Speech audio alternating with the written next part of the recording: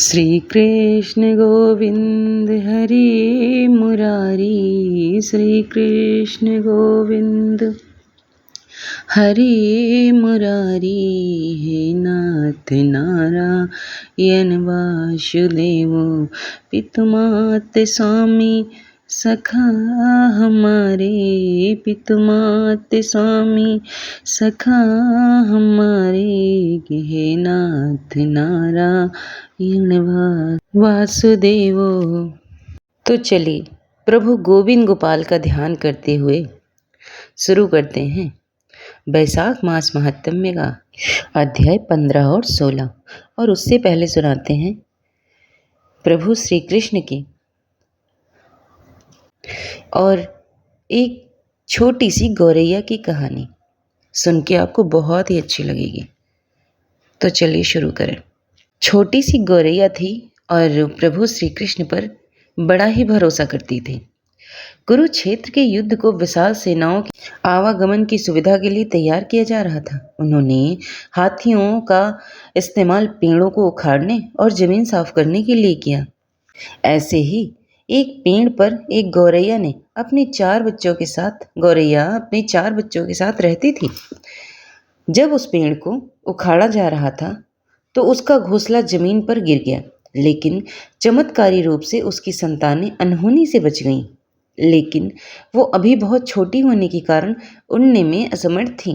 कमजोर और भयभीत गौरैया मदद के लिए इधर उधर देखती रही।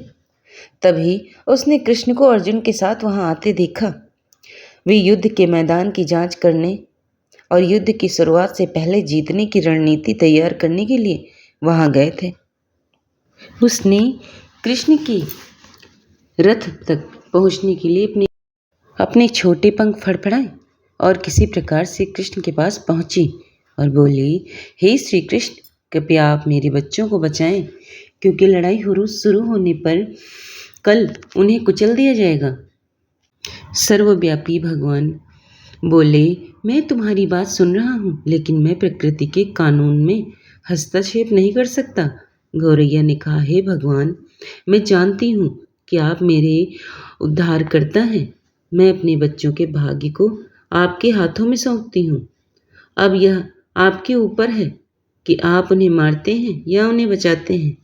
कालचक्र पर किसी का बस नहीं है। श्री कृष्ण ने एक साधारण व्यक्ति की तरह उससे बात की, जिसका आशय था कि वहाँ ऐसा कुछ भी नहीं था जिसके बारे में वो कुछ भी कर सकते थे। गौरैया ने विश्वास और श्रद्धा के साथ कहा, प्रभु, आप कैसे और क्या करते हैं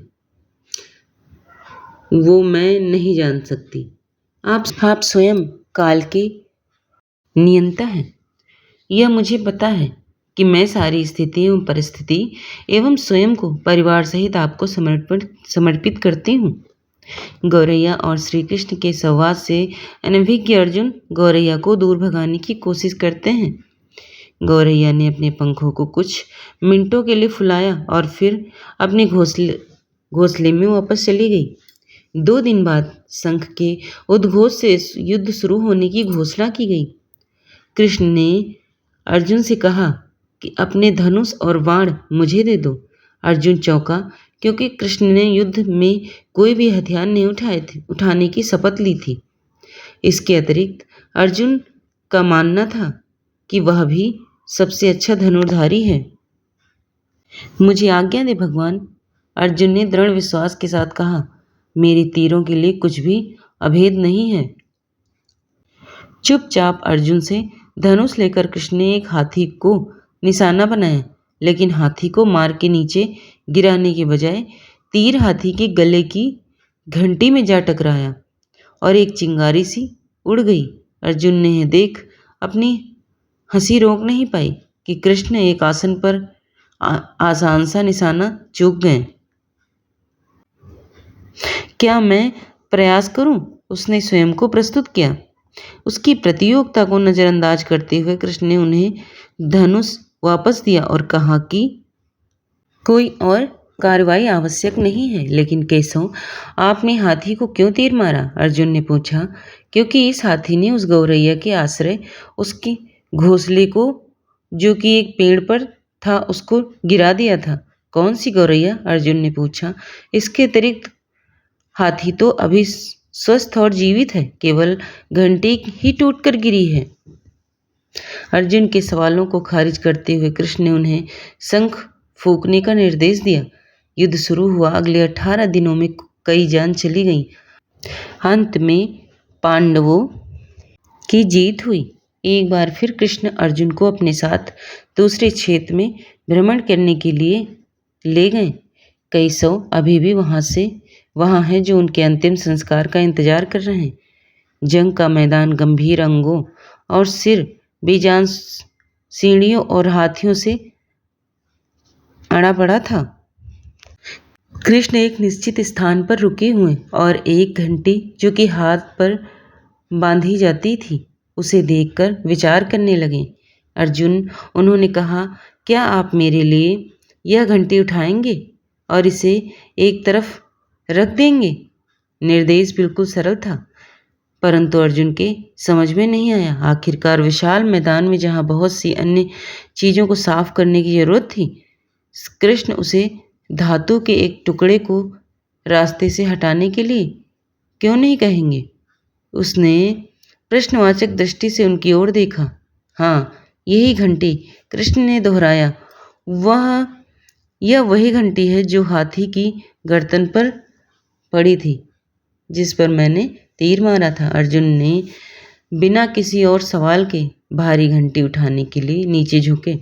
जैसे ही उन्होंने इसे उठाया, उसकी हमेशा के लिए जैसे दुनिया बदल गई।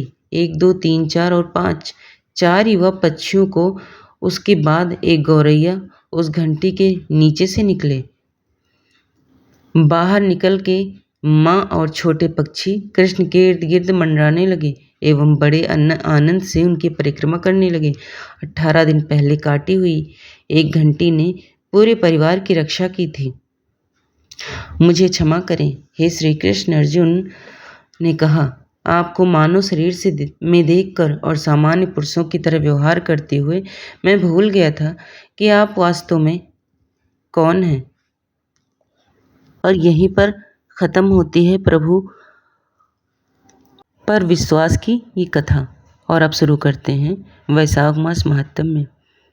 पिछले अध्याय में आपने सुना भगवत कथा के श्रवण और कीर्तन का महत्व तथा वैशाख मास के धर्मों के अनुष्ठान से राजा पुरुषया संकट से उद्धार। और अब सुनिए राजा पुरयसा को भगवान का दर्शन, उनके द्वारा भगवत स्तुति और भगवान के वरदान से राजा की सामूहिक मुक्ति। श्रुतदेव कहते हैं, परमात्मा भगवान नारायण 4 भुजाओं से सुशोभित थे। उन्होंने हाथों में शंख, चक्र, गदा और पद्म धारण कर रखे थे। वे पीतांबर धारण करके वनमाला से विभूषित थे। भगवती लक्ष्मी तथा एक पार्षद के साथ गरुड़ की पीठ पर विराजित थे। उनका दुस्सह तेज देखकर राजा के नेत्र सहसा मूंद गए। उनके सब अंगों में रोमांच हो गया और नेत्रों से अश्रुधारा प्रवाहित होने लगी।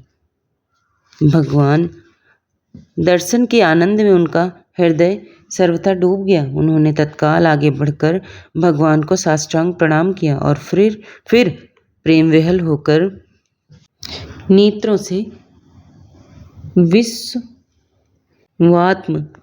देव जगदीश्वर श्री हरि को बहुत देर तक निराहार उनके चरण धोए और उस जल को पिया, अपने मस्तक पर धारण किया। उन्हीं चरणों की धोवन रूपा श्री गंगा जी ब्रह्मजीत सिंह हित तीनों लोकों को पवित्र करती हैं। तत्पश्चात राजा ने महान वैभव से बहुमूल्य वस्त्र, आभूषण और चंदन से हार, धूप, दीप तथा अमृत के समान नैवेद्य के निवेदन आदि से वह अपने तन, मन, धन और आत्मा का समर्पण करके अद्वितीय पुराण पुरुष भगवान विष्णु का पूजन किया।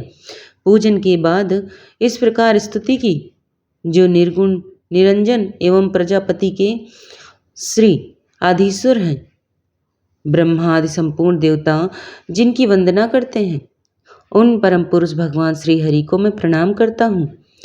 शरणागतों की पाप राशि का नाश करने वाले आपके चरण बिंदों को परिपक्व योग वाले योगिनियों ने जो अपने हृदय में धारण किया है, यह उनके लिए बड़े सौभाग्य की बात है। बढ़ी हुई भक्ति के द्वारा अपने अंतःकरण तथा जीव भाव को भी आपके चरणों में ही चढ़ाकर वे योगीजन एवं चरणों के चिंतन मात्र से आपके धाम को प्राप्त हुए हैं।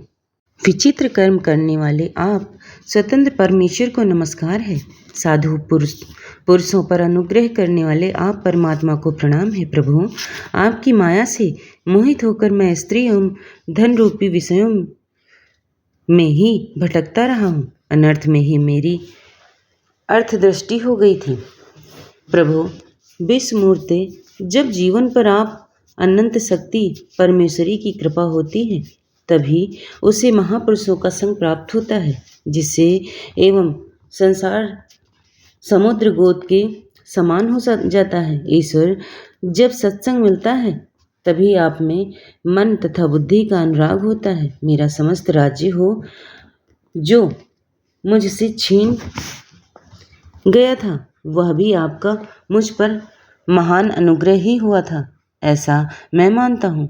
मैं ना तो राज्य चाहता हूँ और ना पुत्र आदि की इच्छा रखता हूँ, ना कोष की अभिलाषा करता हूँ, अपितु मुनियों के द्वारा ध्यान करने योग्य जो आपके आराधनीय चरण बिंदु हैं, उन्हीं का नित्य सेवन करना चाहता हूँ। हे देवेश्वर, जगन निवास, मुझ पर प्रसन्न होइए, जिससे आपके चरण कमलों की स्तुति बराबर बनी रहे तथा स्त्री पुरुष खजाना एवं आत्मीय कहे जाने वाले सब पदार्थों में जो मेरी आसक्ति है, वह सदा के लिए दूर हो जाए। भगवान, मेरा मन सदा आपके चरण बिंदों के चिंतन में लगा रहे। मेरी वाणी आपकी दिव्य कथा के निरंतर वर्णन से तत्पर हो। मेरे ये दोनों नेत्र आपके श्री विग्रह के दर्शन में, कान कथा श्रवण में तथा रसना आपकी भोग लगाए हुए प्रसाद के आस्वादन में प्रवृत्त हो। प्रभु, मेरी नासिका आपके चरण कमलों की तथा आपकी भक्त जनों की गंध विलेपन आदि की सुगंध लेने में, दोनों हाथ आपके मंदिर में झाड़ू देने सेवा में, दोनों पैर आपके तीर्थ और कथा स्थान की यात्रा करने में तथा मस्तक निरंतर आपको प्रणाम करने में संलग्न रहे। मेरी कामना आपकी उत्तम कथा में और बुद्धि अहर्निश आपका चिंतन करने में तत्पर हो। मेरे घर पर पधारे हुए मुनियों द्वारा आपकी उत्तम कथा का वर्णन तथा आपकी महिमा का गान होता रहे और इसी में मेरे दिन बीते। विष्णु, एक क्षण तथा आधे पल के लिए भी ऐसा प्रयोग न उपस्थित हो जो आपकी चर्चा से रहित हो।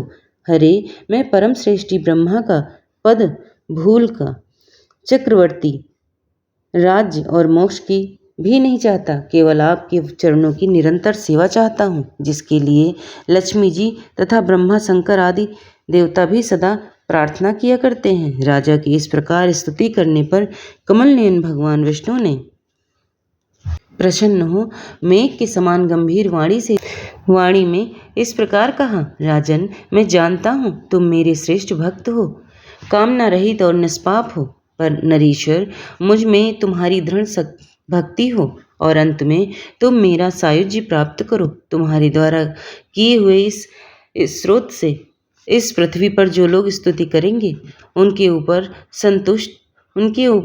संतुष्ट हो मैं उन्हें भोग और मोक्ष प्रदान करूंगा। यह अक्षय तृतीया इस पृथ्वी पर प्रसिद्ध होगी, जिसमें भोग और मोक्ष प्रदान करने वाला मैं तुम्हारे ऊपर प्रसन्न हुआ। जो मनुष्य इस तिथि को किसी भी बहाने से अथवा स्वभाव से ही स्नान, दान एवं आदि क्रियाएं करते हैं, वो मेरे अविनाशी पद को प्राप्त होते हैं। जो मनुष्य पितरों के उद्देश्य से अक्षय तृतीया को श्राद्ध करते हैं, उनका किया हुआ वह श्राद्ध अक्षय तृतीया अक्षय होता है। इस तिथि में थोड़ा सा भी जो पुण्य किया जाता है, उसका फल अक्षय होता है। नृपश्रेष्ठ, जो कुटुम्बी ब्रह्मा को गाय दान करता है, उसके हाथ में सब संपत्तियों की वर्षा करने वाली भक्ति और मुक्ति भी आ जाती है। जो वैशाख मास में मेरा प्रिय करने वाले धर्मों का अनुष्ठान करता है, उसकी जन्म मृत्यु जरा भय और पाप को मैं हर लेता हूँ। अनग एवं वैशाख मास मेरे चरण चिंतन की ही भांति ऐसे सहस्त्रों पापों को हर लेता है, जिनके लिए शास्त्रों में कोई प्रायश्चित नहीं मिलता। राजा को यह वरदान देकर देवाधिदेव भगवान जनार्दन सबके देखते ही देखते वहीं अंतर ध्यान हो गए। तदंतर राजा पुरयसा सदा भगवान में ही मन लगाए हुए उन्हीं की सेवा में तत्पर रहकर इस पृथ्वी का पालन करने लगे। देव दुर्लभ समस्त मनोरथों को उपभोग करके अंत में उन्होंने चक्रधारी भगवान विष्णु का सायुज्य प्राप्त कर लिया। जो इस प्रकार उत्तम उपाख्यान को सुनते हैं और सुनाते हैं, वे सब पापों से मुक्त हो भगवान विष्णु के परम पद को प्राप्त होते हैं। और यहीं पर कथा समाप्त होती है। और कथा पसंद आ जाए तो चैनल को लाइक शेयर सब्सक्राइब कर लेना। धन्यवाद।